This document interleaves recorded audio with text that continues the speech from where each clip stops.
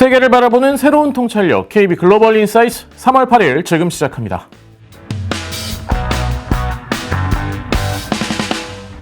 네, 첫 번째 소식입니다. 경제활동이 정상화되면서 빠른 회복 기대를 높인 2월 고용지표.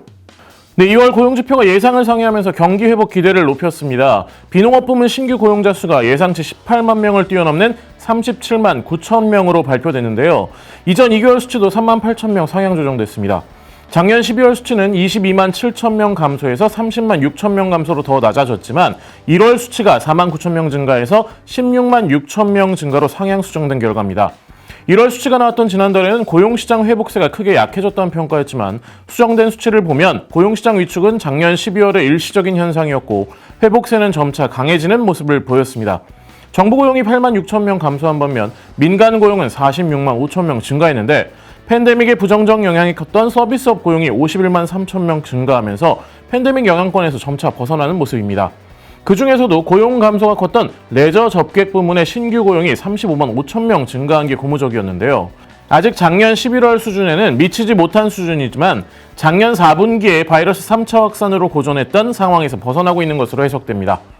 연준의 평가처럼 아직은 갈 길이 먼 고용시장의 회복입니다. 전월 6.3%였던 실업률이 6.2%로 낮아졌지만 광의 실업률은 전월과 동일한 11.1%, 경제활동 참가율은 전월과 같은 61.4%를 기록했습니다.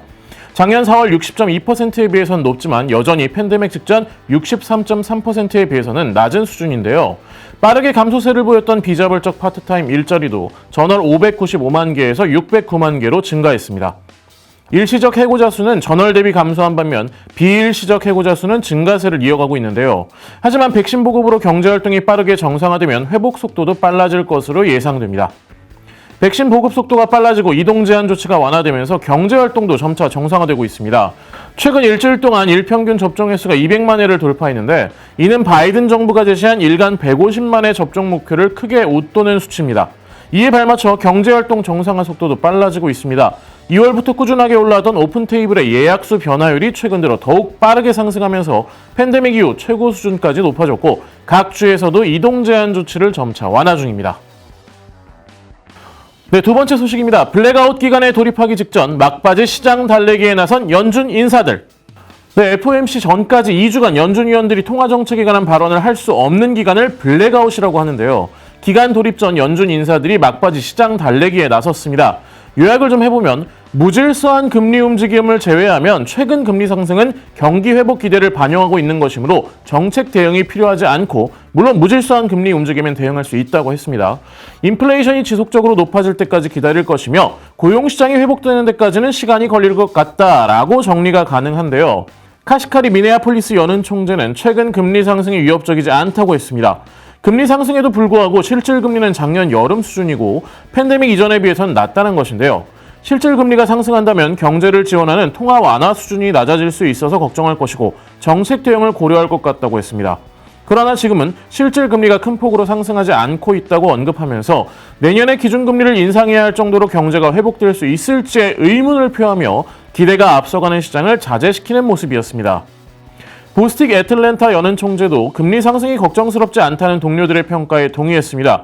현재 통화 정책은 적절하다는 파월 의장의 발언에도 동조하며 인플레이션이 연준의 2% 목표를 한동안 웃돌더라도 크게 벗어나지 않는다면 괜찮다고 평가했습니다. 또한 경제가 뜨거워지도록 놔두는 게 편하다고 하면서 인플레이션 상승에 서둘러 반응하지 않겠다는 입장을 밝혔네요. 네, 블라드 세인트루이스 연은 총재도 금리 상승에 큰 의미를 부여하지 않는다고 말했습니다. 다소 혼란스러운 금리 상승이 자신의 이목을 끌었지만 아직 문제가 될 정도의 지점에 있지는 않다고 평가하며 경제 전망이 개선되는 것을 반영한 금리 상승이므로 걱정하지 않고 자신이 걱정하는 것은 금리가 무질서한 움직임을 보이는지의 여부라고 했습니다. 고용시장이 더 회복돼야 하고 기저 인플레이션이 한동안 2% 목표를 0.5%포인트가량 상회하더라도 괜찮다고 발언을 마무리했습니다. 네, 오늘의 KB 글로벌 인사이트는 여기까지입니다. 내일 다시 돌아오겠습니다. See you tomorrow!